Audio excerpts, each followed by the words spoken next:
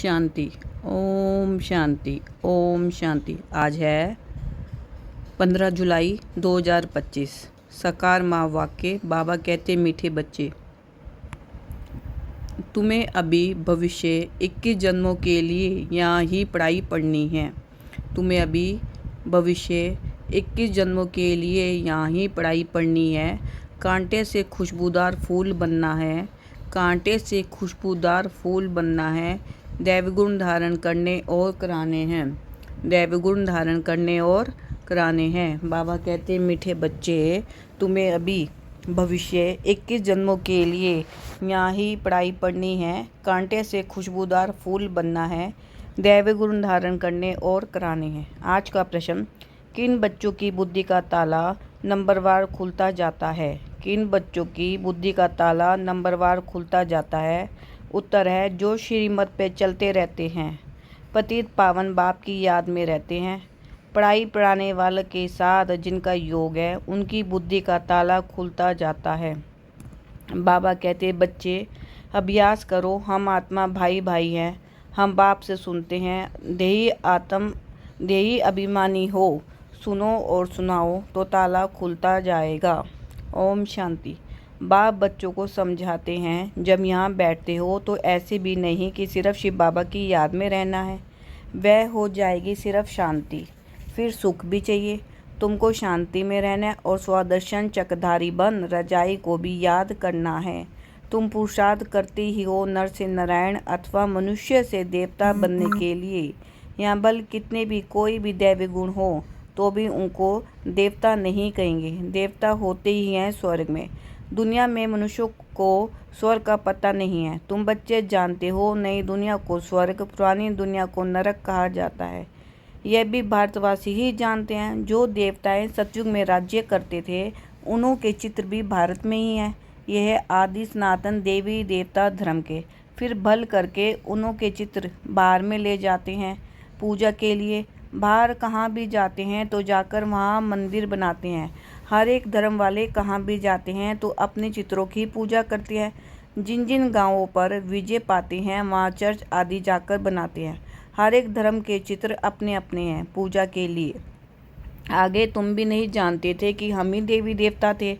अपने को अलग समझकर उन्हों की पूजा करते थे। और धर्म वाले पूजा करते हैं तो जानते हैं कि हमारा धर्म स्थापक क्राइस्ट है, हम क्रिश्चियन हैं अथवा बौद्धी है। ये हिंदू लोग अपने धर्म को ना जानने कारण अपने को हिंदू कह देते हैं और पूछते हैं देवताओं को। यह भी नहीं समझते कि हम आदि सनातन देवी देवता धर्म के हैं।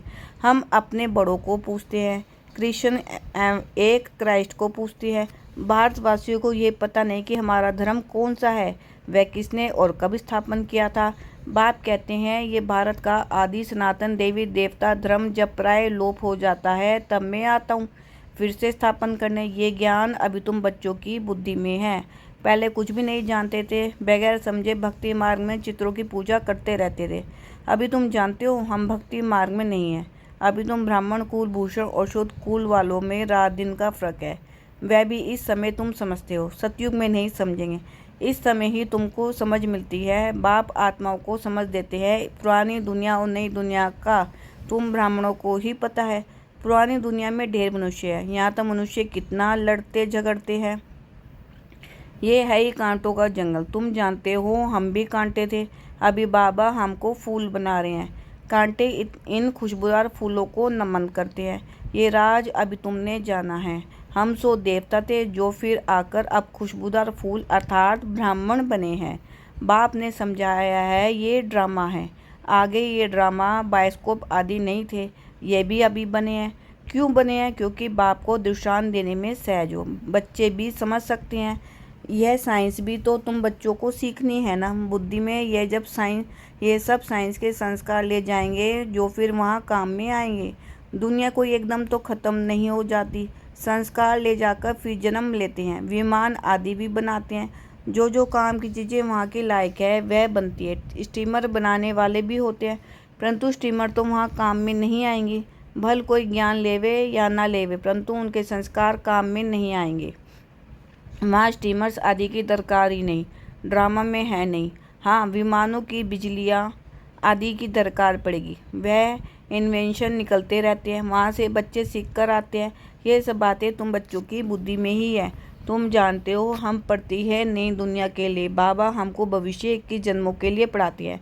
हम स्वर्गवासी बनने के लिए पवित्र बन रहे हैं। पहले नरकवासी थे। मनुष्य कहते भी हैं फलाना स्वर्गवासी हुआ, परंतु हम नरक में हैं ये नहीं समझते। बुद्धि का ताला नहीं खुलता। तुम बच्चों का अब धीरे धीरे ताला खुलता जाता है। नंबरवार ताला उनका खुलेगा जो श्रीमत पे चलने लग पड़ेंगे और पतित पावन बाप को याद करेंगे। बाप ज्ञान भी देते हैं और याद भी सिखलाते हैं। टीचर है ना, तो टीचर जरूर पढ़ाएंगे। जितना टीचर और पढ़ाई से योग होगा उतना ऊंच पद पाएंगे। उस पढ़ाई में तो योग रहता ही है। जानते हैं बैरिस्टर पढ़ाते हैं, यहाँ बाप पढ़ाते हैं, ये भी भूल जाते हैं क्योंकि नई बात है ना। देह को याद करना तो बहुत सहज है। घड़ी घड़ी देह याद आ जाती है। हम आत्माएं ये भूल जाते हैं। हम आत्माओं को बाप समझाते हैं। हम आत्माएं भाई भाई है। बाप तो जानती हम परमात्मा हैं। आत्माओं को सिखलाते कि अपने को आत्मा समझ और आत्माओं को बैठ सिखलाओ। ये आत्मा कानों से सुनती है। सुनाने वाला है परमपिता परमात्मा। उनको सुप्रीम आत्मा कहेंगे। तुम जब किसको समझाते हो ये बुद्धि में आना चाहिए कि हमारी आत्मा में ज्ञान है। आत्मा को यह सुनाता हूँ। हमने बाबा से जो सुना है वह आत्माओं को सुनाता हूँ। यह है बिल्कुल नई बात। तुम दूसरों को जब पढ़ाते हो तो देही अभिमानी होकर नहीं पढ़ाते हो, भूल जाते हो। मंजिल है ना, बुद्धि में ये याद रहना चाहिए मैं आत्मा अविनाशी हूँ। मैं आत्मा इन कर्मेंद्रियों द्वारा पाठ बजा रही हूँ। तुम आत्मा शुद्ध कुल में थी, अभी ब्राह्मण कुल में हो, फिर देवता कुल में जाएंगे, वहाँ शरीर भी पवित्र मिलेगा। हम आत्माएं भाई भाई हैं। बाप बच्चों को पढ़ाते हैं, बच्चे फिर कहेंगे हम आत्मा भाई भाई है। भाई को पढ़ाते हैं, आत्मा को ही समझाते। आत्मा शरीर द्वारा सुनती है। ये बड़ी महीन बात है, स्मृति में नहीं आती है। आधा कल तुम देह अभिमान में रहे, इस समय तुमको देह अभिमानी हो रहना है। अपने को आत्मा निश्चय करना है। आत्मा निश्चय कर बैठो, आत्मा निश्चय कर सुनो। परम पिता परमात्मा ही सुनाते हैं। तब तो कहते हैं ना आत्मा परमात्मा अलग रहे बहुकाल। वहाँ तो नहीं पढ़ाता हूँ, यहाँ ही आकर पढ़ाता हूँ। और सभी आत्माओं को अपना अपना शरीर है। ये बाप तो है सुप्रीम आत्मा, उनको शरीर है नहीं। उनकी आत्मा का ही नाम है शिव। जानते हो ये शरीर हमारा नहीं है। मैं सुप्रीम आत्मा हूँ, मेरी महिमा अलग है। हर एक की महिमा अपनी अपनी है ना, गायन भी है ना। परम पिता परमात्मा ब्रह्मा द्वारा स्थापन करते हैं। वे ज्ञान का सागर मनुष्य सृष्टि का बीज रूप है। वह सत्य है, चैतन्य है, आनंद सुख शांति का सागर है। यह है बाप की महिमा। बच्चे को बाप की प्रॉपर्टी का मालूम रहता है। हमारे बाप के पास ये कारखाना है, ये मील है, नशा रहते हैं ना। बच्चा ही इस प्रॉपर्टी का मालिक बनता है। ये प्रॉपर्टी तो एक ही बार मिलती है। बाप के पास क्या प्रॉपर्टी है वह सुना है? तुम आत्माएं तो अमर हो, कभी मृत्यु को नहीं पाती हो, प्रेम के सागर भी बनते हो। ये लक्ष्मी नारायण प्रेम के सागर है, कभी लड़ते झगड़ते नहीं। यहाँ तो कितना लड़ते झगड़ते हैं, प्रेम में और ही घोटाला पड़ता है। बाप आकर विकार बंद कराते हैं तो कितना मार पड़ती है। बाप कहते हैं बच्चे पावन बनो तो पावन दुनिया के मालिक बनेंगे। काम मार शत्रु है, इसलिए बाबा के पास आते हैं तो कहते हैं जो विक्रम किए हैं वह बताओ तो हल्का हो जाएगा। इसमें भी मुख्य विकार की बात है। बाप बच्चों के कल्याणार्थ पूछते हैं। बाप वही कहते हैं हे पतित पावन आओ, क्योंकि पतित विकार में जाने वालों को ही कहा जाता है। ये दुनिया भी पतित है, मनुष्य भी पतित है, 5 तत्व भी पतित है। माँ तुम्हारे लिए तत्व भी पवित्र चाहिए। इस आसुरी पृथ्वी पर देवताओं की परछाया नहीं पड़ सकती। लक्ष्मी का आह्वान करते हैं परंतु यहाँ थोड़ी आ सकती है।